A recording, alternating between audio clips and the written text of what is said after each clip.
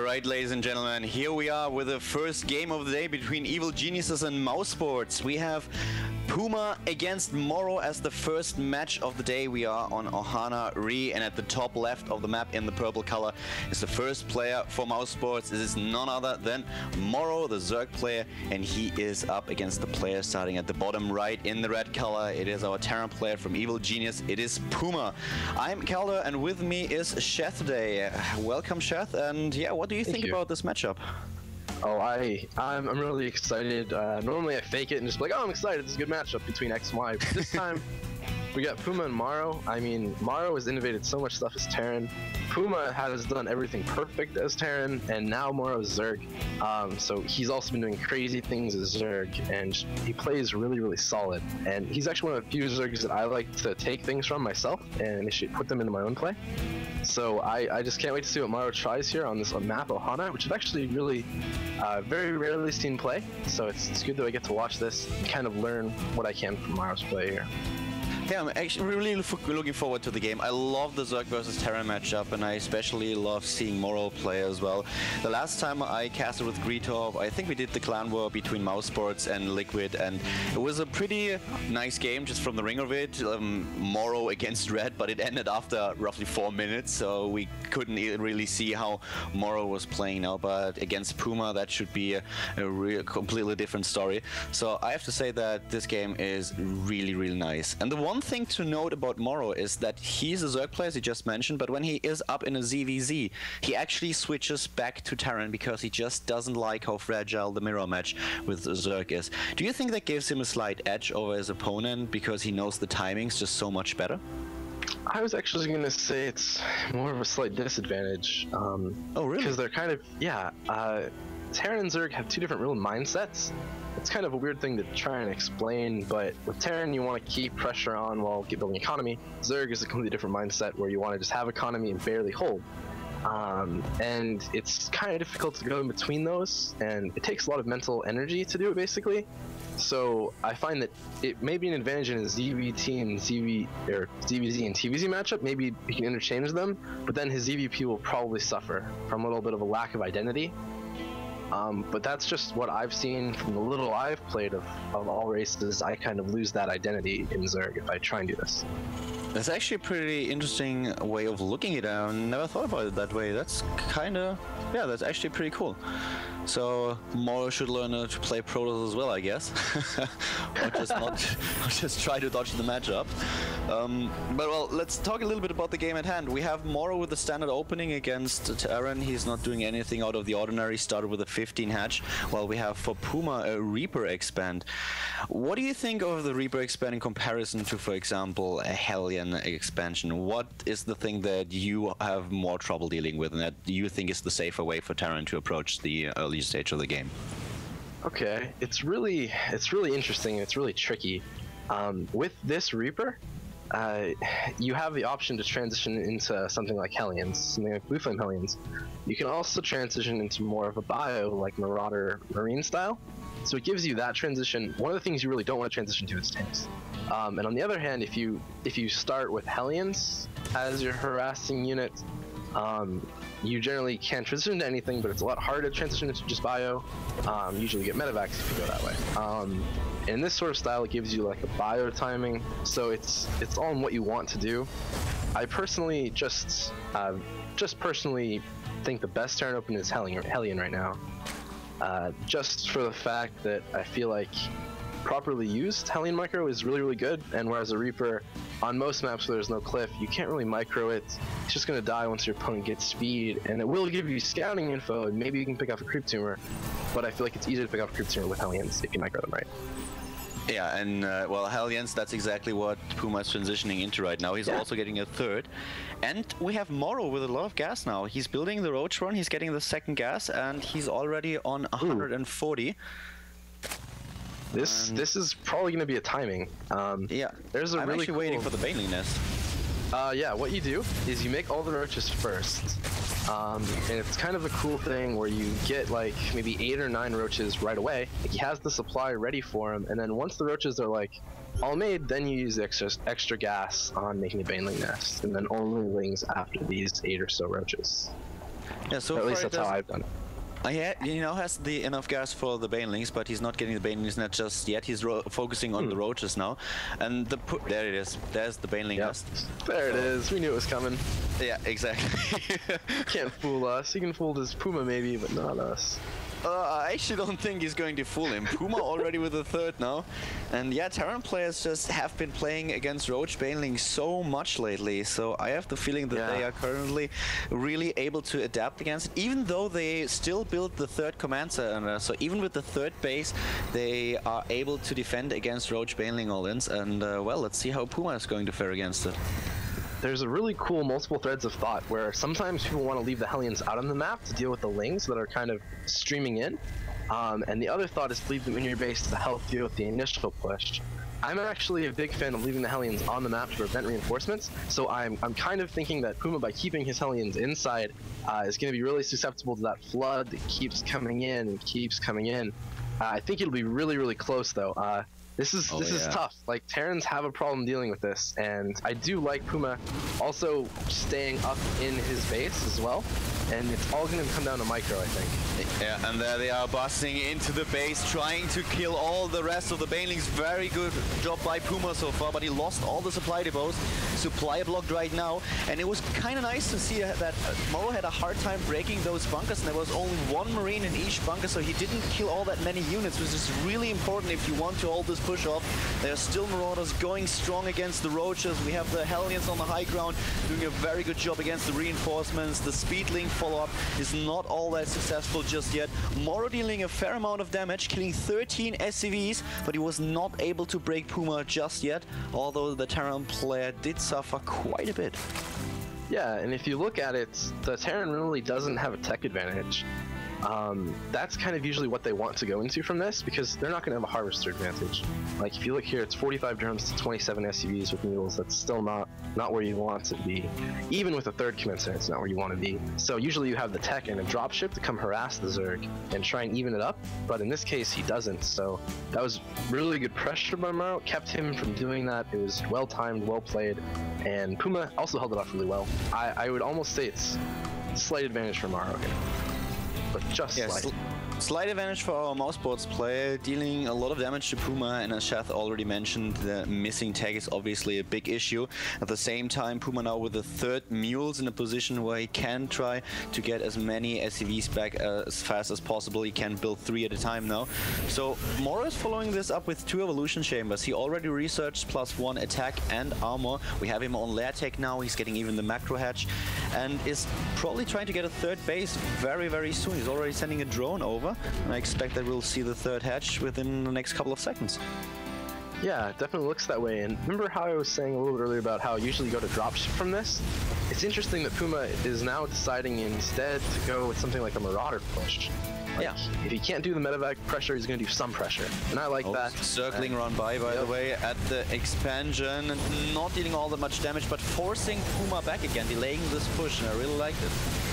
I do too. It's really smart. Anytime you can whittle the Terran economy down and not have to make a huge army at the same time, it's great for yourself. I will say though, the Puma, I really like the decision to get this early +1/1. He's starting with really early upgrades now as well, and he will even be ahead in upgrades. Well, Moro now at least is getting the speed upgrade for his banelings too, and he's transitioning into a Spire build, so he can try to start with his Mutalisks. I'm not too sure if Mutalisks are actually the best choice on this map, because we don't have that much dead space around the bases, so it's getting pretty hard to bounce between all 3 bases as soon as the Terran player started to build his first missile turrets. What do you think? Would you think that a transition into Infestor play would be better, or do you prefer Mutalisks on Ohana? To be honest, I haven't played here much. Just from looking at the setup, I would think that Muta would be better. Not for even the reason the missile turrets, but just for the reason that there are 2 pathways, even a third if you count the middle of the center, to go around. And I think Mutaling counters would be kind of the thing you'd want to do. So even Muta pressure in the main, and then just attack with your army in the third. Or even Muta pressure in the third, and just macro, and take 5 bases. And just always try and let the Terran take a 4th, and he won't be able to. Yeah, so always keep the Terran player on his toes while just trying to pressure him, and at the same time taking as much bases as possible and just turning up the macro style. You got it. That's what I would do. And you know, from what we can see, it looks like that's pretty much what Maro's doing. So I like that play. Go ahead. He's already heading to the right with the Mutalisk. Well, the Lings are aiming for the third base, so exactly what he just predicted. And there they are, Mutalisks in the main base, picking off the SCVs.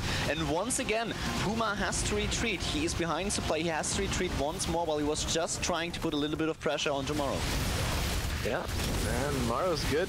He's using my tactics. I like it. It's always cool when you can see the map. It's pretty easy to make tactics up and be like, this would be a good idea, but it's nice to see someone as good as Maro doing them. It's pretty Maro cool. is going Sheth down now. And, well, both of them are already with a +2/+2 on their way. I really like that nowadays we just see players focus so much more on the upgrades and lining them up perfectly with the next set as soon as +1/+1 finishes. I really like that. This upgrade-heavy style, I really think is pretty cool to watch. I agree. Something else I really like is he has his army split up into 3 hotkeys here. So he has Ling Muta on 2 of them, and on the left side, and then he has just Ling on the right side.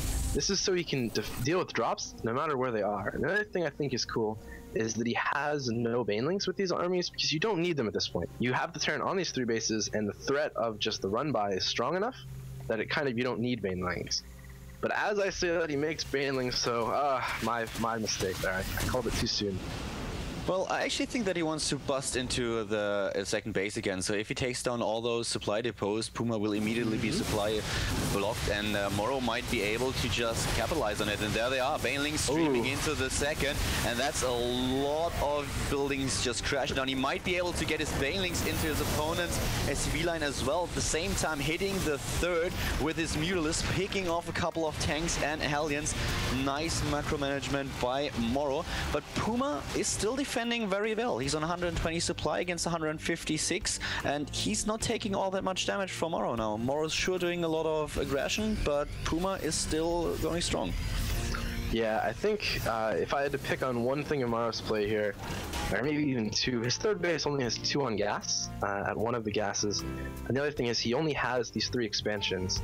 With the 4th started, but I feel like, especially with this Ling mobility and Muta mobility, plus the fact that Puma did get behind, I feel like Maro should have just took all the expansions, harassed until he could tech up all the way to Broodlord or Infestor.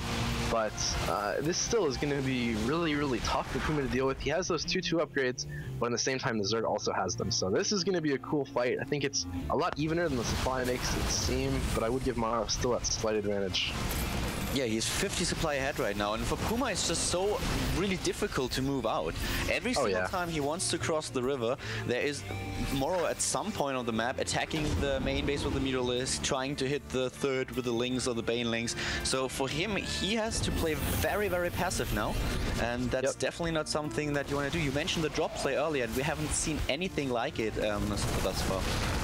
Yeah, a cool thing with this map, and especially with just the way it's set up right now, if Moro wanted to, he could burrow hold really that thought, Chef. There he comes. Moro is going in with everything he has. Banelings, Zerglings, and the Mutalists. And he's killing a ton of stuff. Might even be able to take down the third base. The orbital being lifted, but sniped by the Mutalist. Job well done by Moro. Oh my god. Puma dropped behind with 283 supply. Moro is now just doubling his supply. That was beautifully done. He poked into the main, kept a lot of Maro's Marines there, and then for Puma's Marines there, when Puma didn't have a bunker, didn't have a wall at his third, nicely done. Well played by Maro. He definitely has a huge lead now. Even though there was a drop into the third, it didn't matter at all compared to the amount of damage of that attack. That was beautifully done. Yeah, it was really, really well done. And now he's on 4 bases against, well, 3. We have Puma rebuilding his third, so technically there are only 2 mining bases for a Terran player from Evil Geniuses. And only 38 against 83 harvesters. Moro is maxed out, and he should even get maybe rid of a couple of drones, I feel. Yeah, I mean, there's no real reason to, but there is the reason that you can make a few spine crawlers, be safe from drops at each base, and then you'll have an even better army. So I do agree with you there. It'd be nice. And we have him also researching +1 armor now for his flyers. He has the +1 attack upgrade. We have Moro still on 2/2 at the ground, while Puma is about to finish +3/+3 for his Marines. So really decent upgrades for a Terran player. And yeah, he's getting +2 vehicle armor too, or attack. Yeah. He only has half the supply of Moro though, and that's going to be a huge problem, especially with the Mutalisk count at 25. It's 25 is just about perfect too. Anything more than that is it's cool, but it's not really cost effective because you need a strong Ling Bane army. That's going to do the real damage, and mutas are just harassing. So there we have just the Thor, by the way. I was really waiting for the Thor to be built because Puma should have realized by now that Moro really has a lot of mutalisks, so having at least one Thor in your army will help you so much, especially with the mutalisks just trying to circle your army and your bases, trying to snipe off an occasional tank or turret. But with the Thor, you have that area of effect damage, so as soon as the mutalisks cluster up, which Moro is doing on a constant level right now, you can just deal so much damage with the Thor. Oh yeah, and especially with that +2 air attack, I mean, that does some crazy damage, especially AoE to everything. I think Moro will probably just go for a push here, and I really think it will kill Puma. It will be interesting though, because if Puma holds this, he needs to push right away. And I don't know, this is going to be fun to see. He's just now getting the infestation pit, but we have no further tech for Moro, so he's still staying on lair tech. No hive just yet, but as you said, he's now going in, or at least he's preparing to, and he has a lot of banelings to bust his opponent. 53, and here they come, Sheth, going into the third once again. Wow, the third is gone, and immediately Moro just pulls out again. That was funny, just Banes roll into the command center, and that's Moro saying, I need you to attack me, come at me, bring it out. If not, I'm just going to keep suiciding in to kill your command center. I like it, good play, and now Puma has to move out suicide. And that's exactly what Puma does, Sheth. He has a fair amount of Marines, +3/+3 for them, and they are moving out. He needs to scan out to get rid of the tumors. That's exactly what he does now, and Moro is getting 24 additional banelings, which will put him back to about 50. Yeah, this is a really good composition for Moro, especially with the 2/2. The Marines are 3/3, so slight advantage there, but he's going on creep a little bit, and this is looking scary, man. Yeah, Khaldor. Very careful. He needs to do a lot of damage with those tanks to the banelings if he wants to save the Marines. It's kind of interesting to note that Moro immediately scouted the attempt of Puma to expand to the right side of the map, so we have some links out there, but there's an engagement between the two players in the middle. Moro once again going in with all his baneling links and of course the mutalisks as well, and Puma is still holding, but he's dropping so much in supply. Yeah, he managed to hold, but he didn't get to kill the mutas, and that's really the most cost-heavy part of the army there. I mean, the banelings are cost-heavy, but they did enough damage. So leaving the mutas alive is tough. What's kind of funny is that he really lost the command center right side of the map to those 4 zerglings. Oh, did he really? Yes, he did. He was completely occupied with the fire in the middle, and he didn't realize before that the command center was being attacked, so he kind of forgot to lift it. Oh man, that's tough. But at this point, I mean, let's see. Short of move commanding an entire army, it's going to be really tough for Puma to win here. Oof. Do you think he has any chance? What could he do to get back into this game? Okay, let's think about this. Okay, I got it. He has to make a tech lab in one of his barracks right now, build a ghost academy, and he has to like attack one base, nuke right in front of it, and have Moro bring his whole army into the nuke, and then he has a chance. Well, that's all I got. Yeah. Okay. Well, at least you come. What do you think? That's actually a pretty good idea. I just don't think that Moro will fall for it, but it could happen. Could happen. You never know. You never know. 10 infestors now. Yep, that works. I heard they're pretty good against Marines. You heard correct. You heard correct. Yeah, I have a little birdie that told me that they are not that bad against Marines. Well, this'll be interesting. Moro has really great composition here. I'm sure he'll morph a few banelings to deal with this Marine composition, but all Puma has these Marines and medevacs, and like you said, man, those infestors will do amazing wonders, kind of like a household appliance. Those infestors will remove all Marines from your pesky map, and they'll do it pretty well and effectively. I mean, let's be honest about it. Puma has been fighting an uphill battle for a while now, and he's now trying to at least drop his opponent, but loading all the Marines in the medivac with 1 hit point is maybe not the smartest decision today. No, it's brilliant. It's brilliant. No one would think there'd be any Marines in the 1 hit point. If I was a Marine and he would tell me to get into the medivac, I would just refuse. I would be like, no way. It's like, no, I'm not doing it. Get a different Marine. Puma pausing the game, he's like, I don't know why, but my Marines are not doing what I want. And there's the first fungal, by the way. Well, he lost an infestor to it. It's not like he can't afford it, but still. Yeah. This will be interesting. There's the drop, 1 hit point medivac drop, and it's doing a lot of damage, by the way. No one expects it, man. That's the medivac survives. Fungal hits, doesn't hit the medivac. At the same time, at the bottom left, a lot of infested turrets, by the way. So, yeah. Puma is now falling behind even more. He lost a lot of SCVs. In total, he lost 72 SCVs thanks to all those Baneling attacks, while Puma still killed 48 drones. Yeah, I will say, like, Puma, after that drop, and the defense, like, it wasn't a great defense, but he defended the infestors. He actually has a chance here. This army isn't as different as you'd think, and Maro doesn't have like a huge supply lead.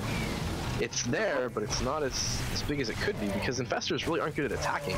And the thing is, Moro has so many harvesters. The army supply is 120 against 90, so there's a 30 supply difference, but still, Puma is trying to close the gap in army supply, and if he wins the next fight, he certainly has a chance to just steamroll over Moro.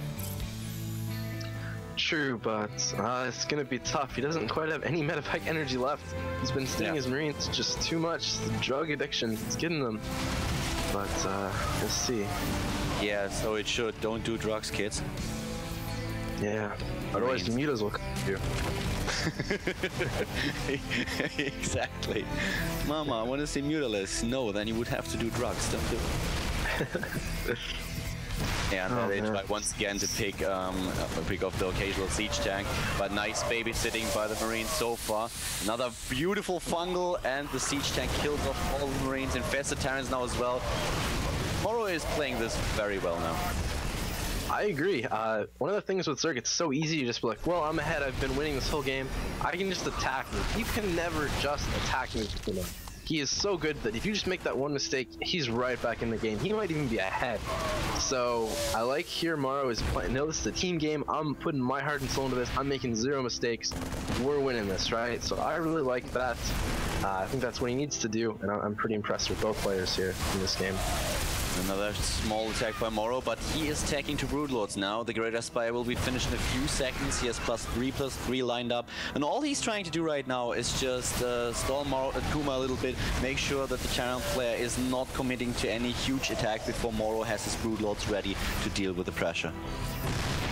Yeah, definitely. And if you look at the bottom left expansion, and there are 2 infestors there, they could get some pretty amazing fungals on that Marines, or that SCV stack. And he still has a bunch of Zerglings to the left as well, so he can try to go for a run by. He lost his hatch though at the right side of the map. It's not like he doesn't have any mining bases, he still has one to the top right and to the left of the map.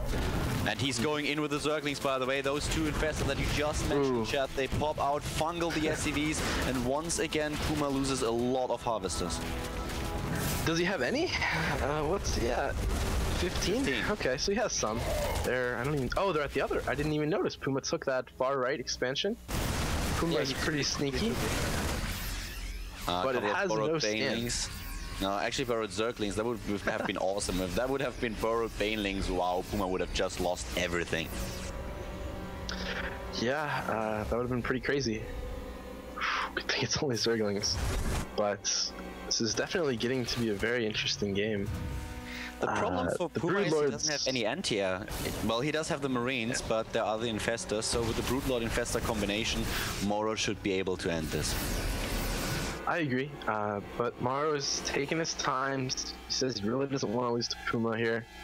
You can just tell that from what he's doing, right? And the army supply, I don't actually know how to bring up the army supply, but I'm pretty sure if you did know how to do it, which I'm sure Control A. Control A. Okay, so it's not too much. It's 89 to 144, which isn't quite as bad as you would think from the supply of 100 to 200, just because there are like no SCVs left from the Terran, which means the Terran can have a super great army, but just will only have that one army, and these Broodlords are going to take out that army so nicely. Yeah, there are a ton of them by now, and he's going straight to the expansion at the right side of the map, and that's the last mining base for Puma. And he needs to defend it, but his army is completely out of position. And Moro has just run by squads everywhere. Yeah, he's ready for this, man. Yeah, it's and looking did you pretty know good for Moro out. There's like a Broodlord stutter step that you can do, where like if you move them back and move them forward, sometimes they can get like an extra broodling to hatch. So like Hold if you that move them thought, back Sheth. We have another run by Puma this time. He's going to the left side of the map, taking out the Queen and most of the drones. At the same time aiming for the hatch. Now we have a bunch of Zerglings trying to deal with this attack. And of course the Infestors with the Fungals doing a beautiful job, but all three of them die. The Marines lose most of the hit points though, and still we have the Broodlords going strong in the main base of Puma, who's dropping down to 40 supply right now to 160. Yeah, this is looking to be the end. Puma's tried his heart out, man. He has 36 supply and he's microing it like it's all he has, which is all he has. But Tomorrow just is proven superior here. He hasn't made any mistakes, and that's how you win. You just don't make any mistakes. Top left, we have the 3 dropships being killed, and there's the GG, ladies and gentlemen.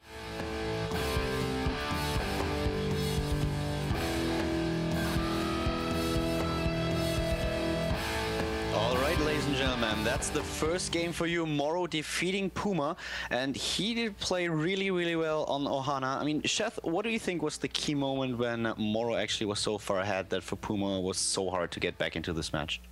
Okay, I think it was 2 things. I remember at the beginning of the game, Moro did like that timing with Roachling Bane, and Puma held it off, but with a little bit more losses than he maybe could have if he pulled the SUVs from his natural to his main, and just defended from above the ramp. So that gave him that slight lead, and then the big thing was when Puma went for that Marauder Hellion pressure, and Moro snuck in with Lings again.